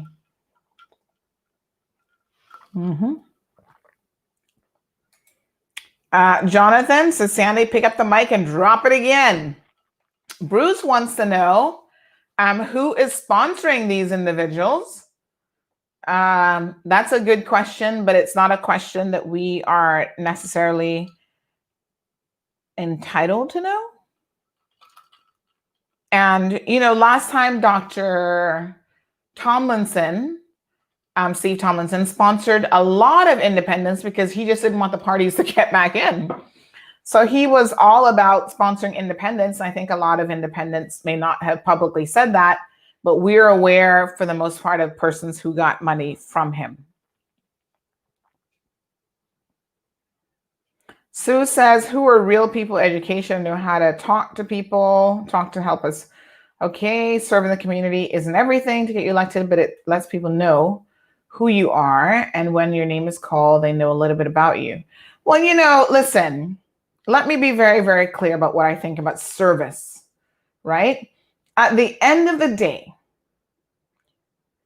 you become, as a politician, a servant of the people. So yes, you are elected to serve the people and you are there to do a job. And I think that when you do community service, it shows, number one, that you are able to humble yourself and help people less fortunate than you are. And there are many, many lessons that you will learn as a person who has to serve others. You learn about people who are in need even. You know how many people are in need in this community? And, you know, just need politicians to understand that. So many politicians live in a bubble, that the only way that they know what's actually happening in this community is for them to get out there and to get involved. You know, go door to door, talk to people, the works. So yeah, I think community service, it's not everything, but it's one of the boxes that I would check off for candidates. What have you done for other people? How have you helped other people? Because listen, politicians have, a lot of them, a way of being very self-serving, egotistical, narcissistic, and those are not the traits that we need in our elected officials. So it does speak to their willingness to humble themselves and to, you know, be of service to others. Miss Sue said she was talking about Tara Rivers. Oh, right. Got it. Well, yes. I don't know what Tara does. Maybe somebody in West Bay can tell me. Now, Tara is going to have an interesting time because let me tell you what's going on in West Bay. So West Bay, we have, you know, they kind of do their own thing down in the West. They're the wild, wild West. So we know that the CDP will be putting forward 4 candidates. Mikiva Bush, definitely not stepping down. Ralston Anglin is coming back. Captain Eugene, staying where he is. Bernie Bush, staying where he is. So he's going to run, they're going to run in their constituencies. And Tara will be facing some competition now from, remember who I just said is coming back? Ralston. So Tara Rivers will be facing competition from Ralston. Let me just go back to West Bay and see who ran against her last time. I don't think she had much competition last time. So Tara had, she West Bay South. So John Dwight Jefferson. So John Jefferson ran against her. Burns Rankin ran against her. Tara and Laura Young. So last time, the closest person that came to Tara was John Jefferson with 35.28% of the vote, 350 votes versus her 534 votes, which gave her 53.83% of the votes. With Ralston running against Tara, I think we may have a very different outcome. We will have to watch that situation and see. Yep. And don't forget, McKeever's going to have some real competition because Katina Anglin is planning to run against him. I need another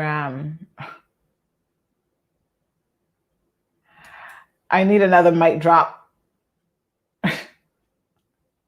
Listen to me. I will definitely be getting some much needed soundtracks here because, folks, I need to be able to really tell you guys what I'm thinking sometimes with sound. The sounds of music. Yes. Thank you so much.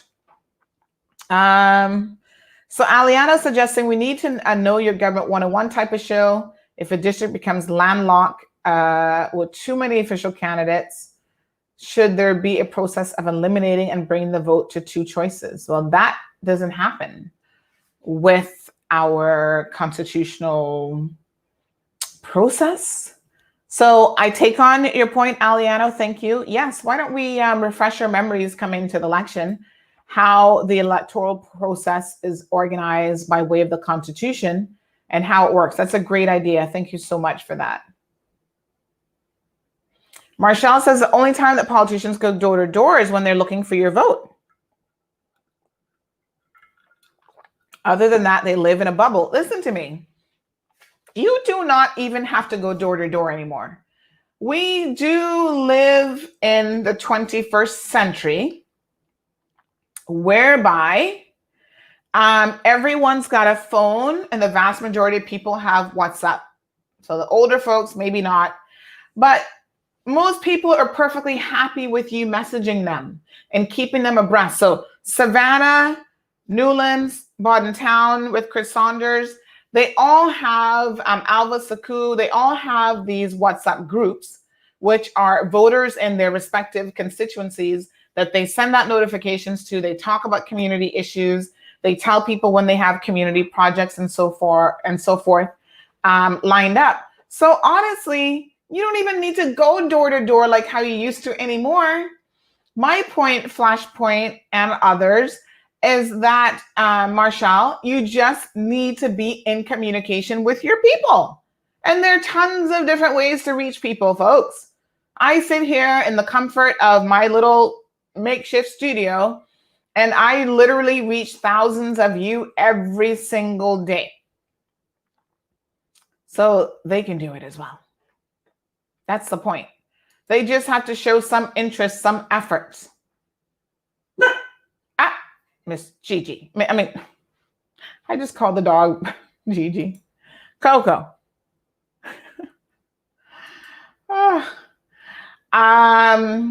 Yes, I do have two children. One technically is a dog, but as you can see, I confuse their names all the time.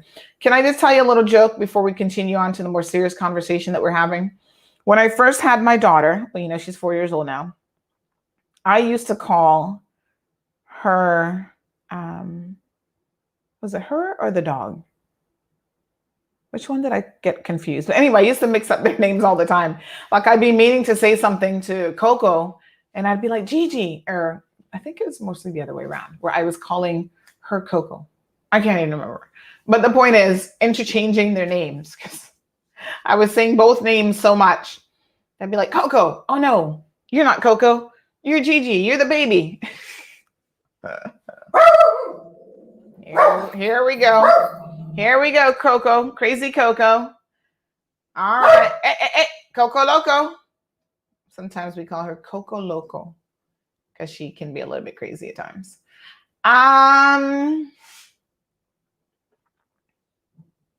Oh, right.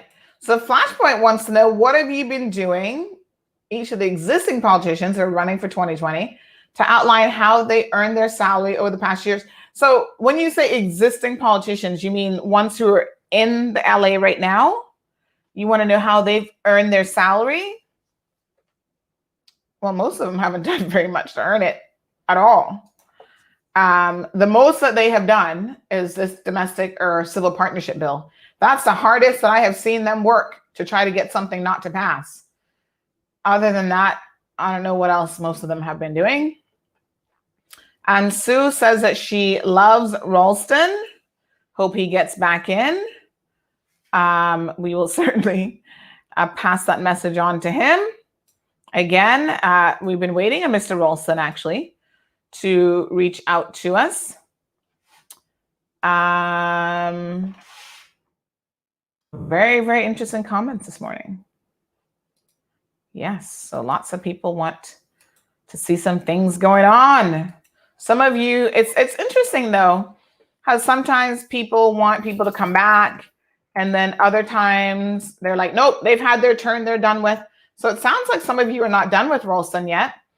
Sue says, I would love to have him be premier. What? However, Flashpoint says, is that the same Ralston that had multiple traffic incidences and had some difficulties with his memory of the events? Well, I think, to be fair, Flashpoint, you have a valid point. And Ralston will have to address these issues. And these are the types of issues, let me be very frank and honest with you. We have a segment called Conversations With. And the purpose of Conversations With the political candidates is to get to know them at a different level. So we want to get to know them as fathers and uncles and, beyond just the standard political questions. Your history, where you're coming from, how you're flawed.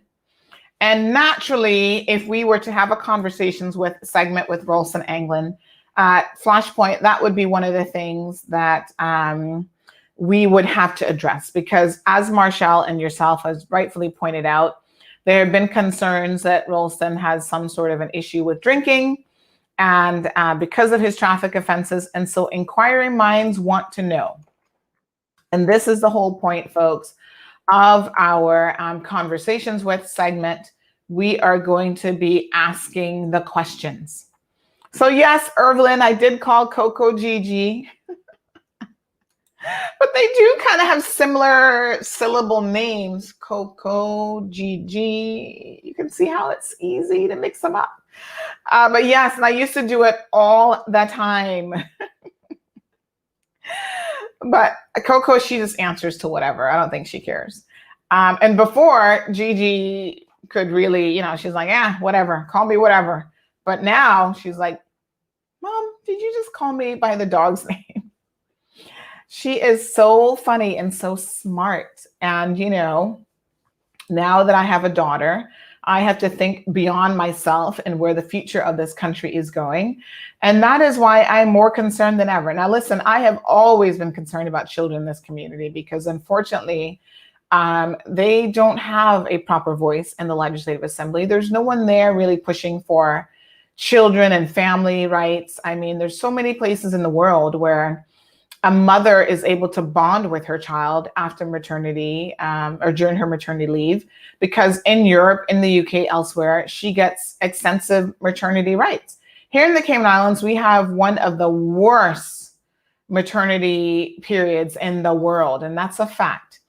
And that speaks to how we value families, how we value mothers, how, we value the very foundation that our communities are built upon. Because at the end of the day, if we do not have strong families and we don't have laws in place to ensure that families have a fighting chance, what is the point? What are we building all this stuff for?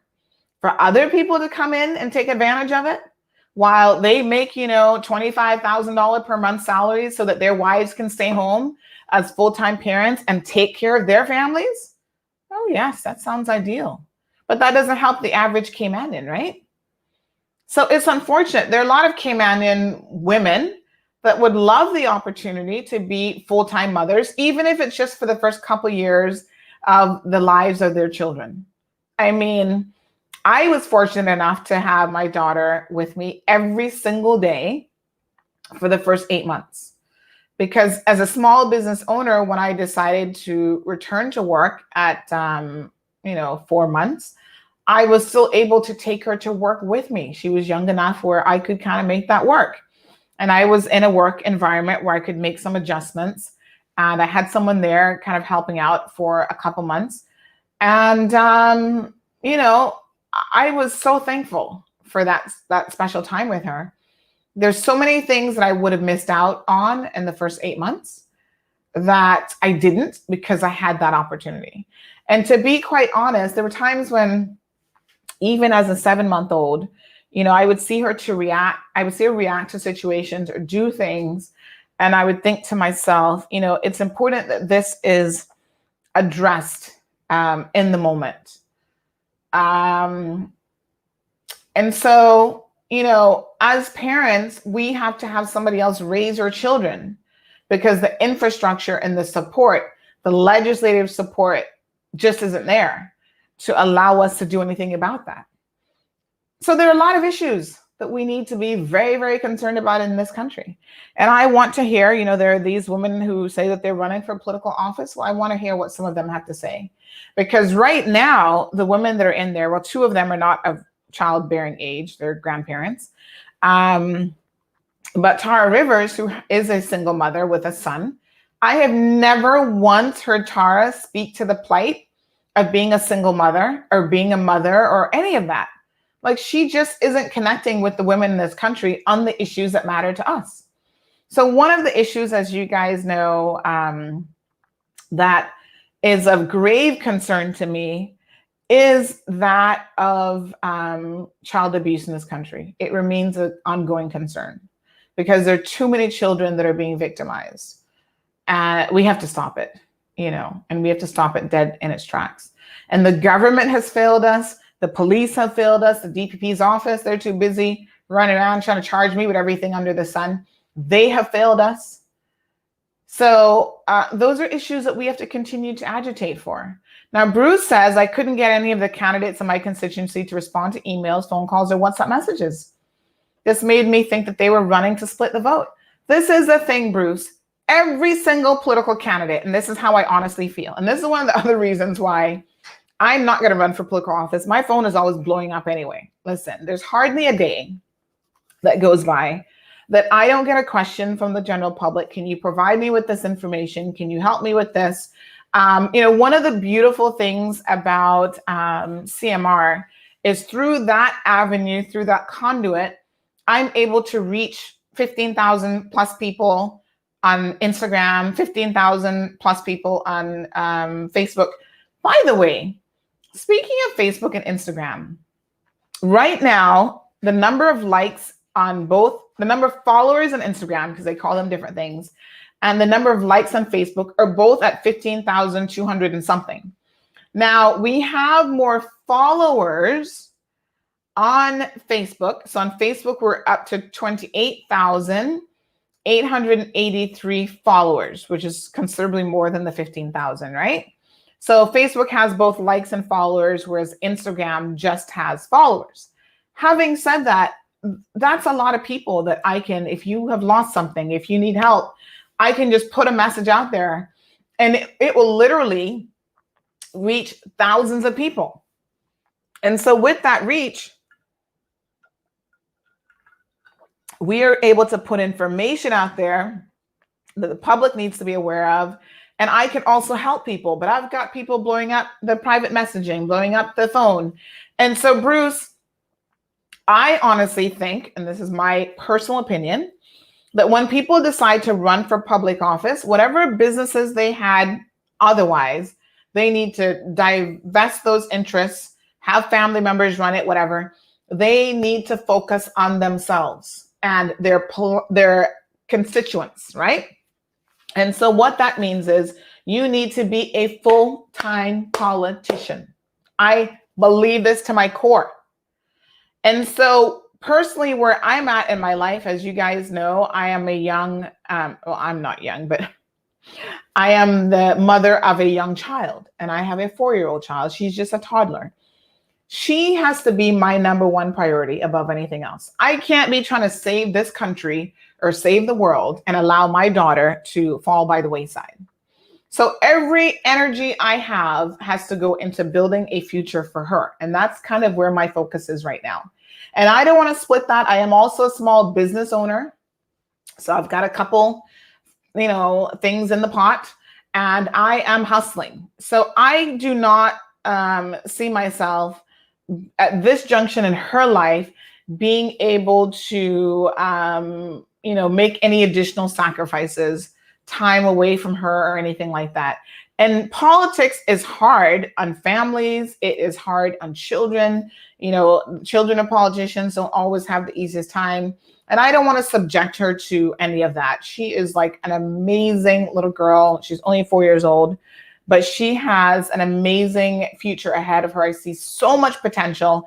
And as a parent, it is my job, first and foremost, to try to groom her into being the best possible version of herself and to give her every opportunity in life to do so.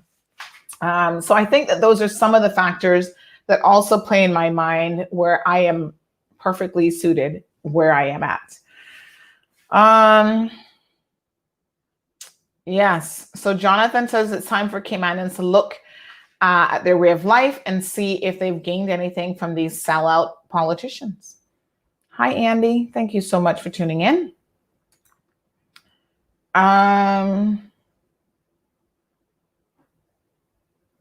Okay. So Bruce is saying about the difficulties of hiring women during childbearing ages, and it was causing a significant strain in her business. Now, listen, Bruce, I understand that sentiment. Even for myself as a small business owner, I think it depends on, your business and where you're at. If you are a one-woman operation and you run a retail store and you need to hire someone to run the retail store, you can't hire a woman who every other year is going to be having a child. That presents difficulties for you. Or you may even say to yourself, having someone go off on maternity leave for 5-6 months isn't something that your small business can afford. My question is, and I think we need to add some balance to the conversation. If we are a country that will not put the family first, right? The price that we pay for that, northward being full of criminals who grew up in families that did not prioritize them as children, all of the social issues that we have, one day that business owner will be looking at a young Caymanian, a young person who might be breaking into their business because they didn't have the nurturing years with a loving mother or father that they needed. And so I think that there is a trickle-down effect, and we need to sometimes start thinking beyond just ourselves. Like I said, I absolutely...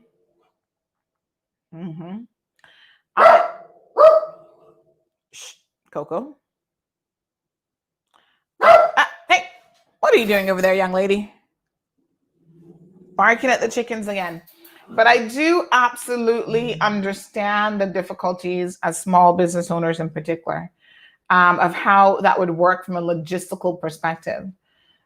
There are a lot of people in the Cayman Islands who do not work for small businesses, and yet they are still forced to not take sufficient, maternity leave. They get less benefits than anywhere else in the world. And when we look at countries, a lot of the European countries that we say, oh, this country is doing, Sweden and this one and that one, they're doing such a fantastic job.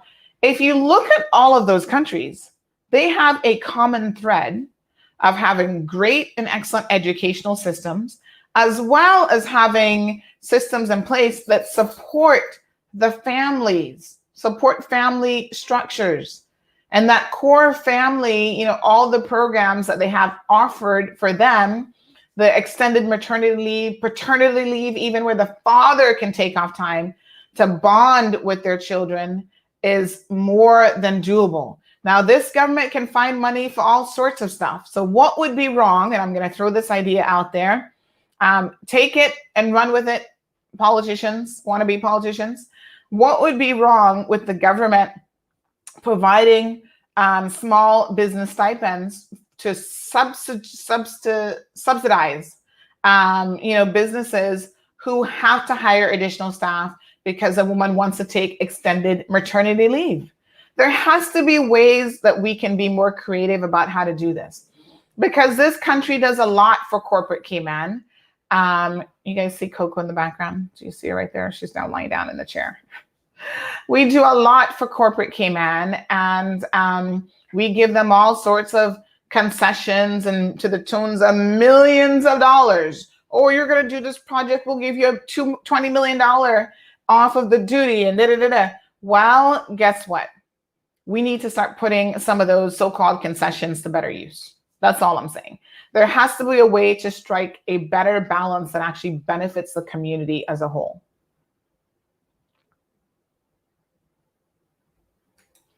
So Bruce wants to know, why is it the responsibility of a private business to support the decisions of people who have children if it negatively impacts their business? Bruce, I feel like this has to be an entire conversation that we're going to have. So let's do it. Bruce, by the way, yesterday we had Cindy on, and Cindy was on debating her position. I want to remind all of you that you have an open invitation. If you want to come on the show, Jonathan, Andy, Bruce, Evelyn, Miss Sue, whoever, if you want to come on here, take a position on something, and we can have a nice, healthy debate. There's nothing wrong with debate, folks. Debate gets your juices flowing, allows you to think about alternative ways of looking at the world. And we are happy to facilitate that.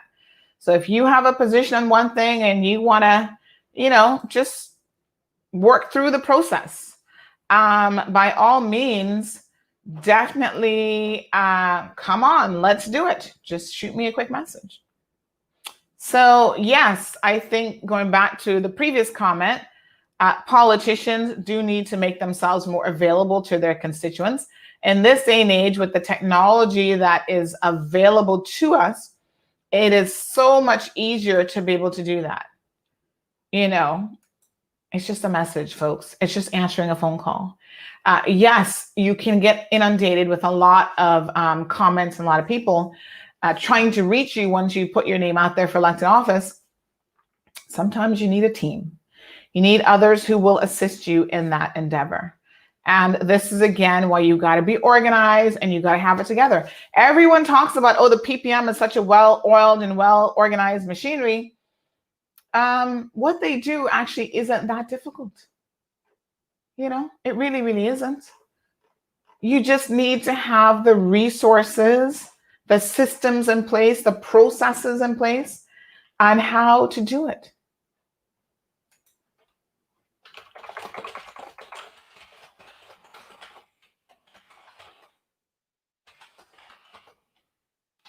Okay.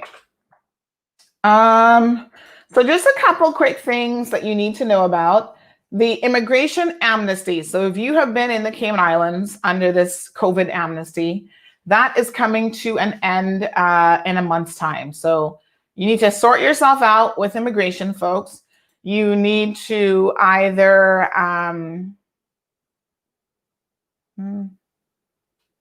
okay, so why does it tell me this? You need to sort yourself out, or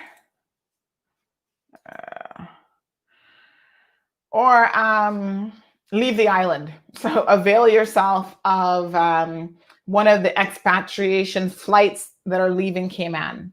You've got another month. Please do it. Otherwise, CBC, Border Control, will be charging you with overstaying.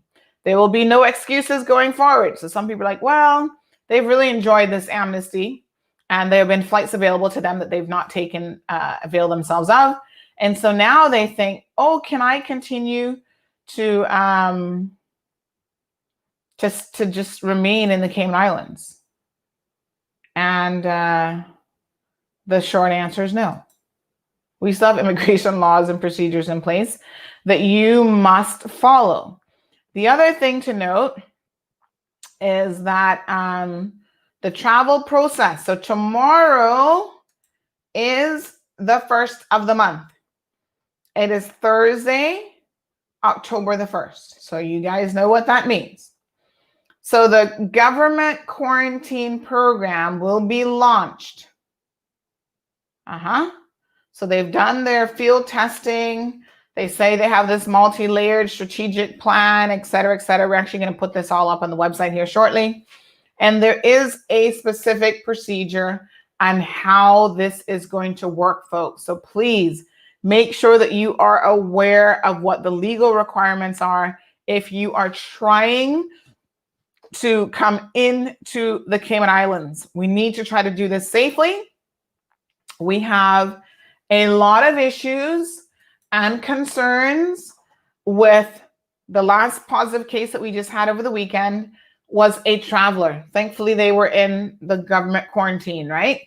So this is going to happen, folks. We will have people who are coming in who have COVID-19. There's no way to slice it other than to say it just like that. But if you follow the protocols that are in place, you do the testing that's required, you remain in isolation, then you will have a lesser chance of passing that on to someone else. I was a bit surprised to still hear people asking people this week on social media whether or not, if they come back and they're living in a household, if they needed to quarantine with other people in their household. I'm like, people, have we not yet recognized that, yes, if you're coming into a household with others, you do have to quarantine.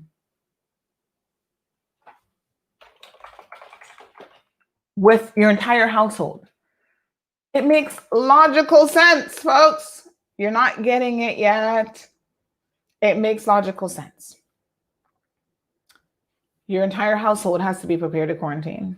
And one of the things that Travel Time will be asking you is who's in your household. They will be doing a site visit. They'll be conducting these visits at your house to see what your situation is. If you live in certain environments like a tenement yard, I got to tell you the truth, Travel Time will not be approving your application because it's much harder in those types of situations for you to isolate properly. And that's just what it is. We cannot take any chances, my good people. All right, so that's all she wrote. It is now 9:30. Thank you guys so much for tuning in today. Again, congratulations to all of the candidates who are putting themselves out there for political office. It's not easy saying that you're going to be running for office. I mean, we know this. And good luck to them. There will be a lot of people. Last time we had 63 people running. Let's see if we eclipse that number this time. Bruce, we will certainly get into some of those issues that I see are of interest to you. But yes, we will be keeping you abreast. So keep it locked here to Cayman Mall Road. We are your #1 source for election-related news, announcements, and everything that is happening on the Mall Road. Morna, I don't know what's going on with your comment section, but I've noticed the last couple of times that you've commented, it actually shows up entirely blank. So I don't know what's going on, if there's something wrong with your phone or what's happening, but I don't actually see a message. So yeah, maybe try to see what's going on there. All right, good people. That's all she wrote. Today is the last day of September. Tomorrow is the 1st of October. So again, we will be seeing our borders reopen. Thank you guys so much for making this your #1 morning podcast. We will be back here tomorrow morning. Now, tomorrow is Thursday. And it is Tech Thursday. So there's been a lot of things happening in the world of technology. So even if it's just 15 or 20 minutes or whatever, we will spend some of tomorrow's morning show, actually discussing technology. So again, Mr. Frank Macfield has put forward his name for a prospect. And he's technically #3. Because one more person should be coming in here any day now. But so that's #3. And then we've got Gianna Williams, who has put herself forward for the District of Savannah. All right, so all you folks in Savannah, Prospect, everywhere in the Cayman Islands. Get ready for it. The election is starting. The election and campaign process for 2021 is started to get heated. And in the words of the current Minister of Health, when is the next full moon, folks? I do not know, but I'm curious to know. All right. Big shout out to Miracle Brokers.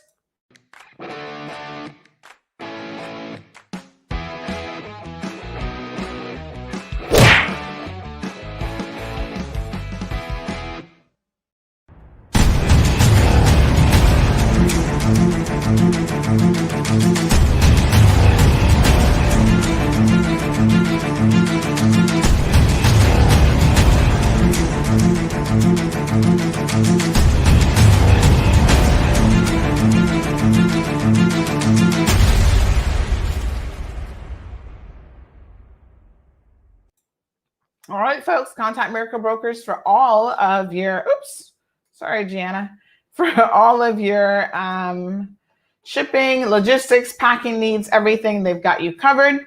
Also, big shout out to our sponsors over at Popeyes and Burger King. We appreciate their ongoing support. There's something else I was going to mention. Big shout out to Krista. Krista, we haven't heard from you in a while. We'd love to hear what you've been up to, eating clean. Giving you alternative methods of eating healthy. So Krista, I think, has been doing some hard work, and she's going to be coming online here shortly to update us about exactly what she has been doing. Big shout out to Ricardo. Ricardo, our fitness guru during COVID. He did a wonderful job of keeping us entertained and fit during our Fit Friday segments. We need to bring Ricardo back. We appreciated Ricardo so much. He had our blood pumping, and we were getting a little bit of a workout during the COVID pandemic so that we didn't go stir crazy, to be quite honest and frank about it. Anybody else we need to do some shout outs to? I know I haven't done birthday greetings in a while, actually. Shame on me.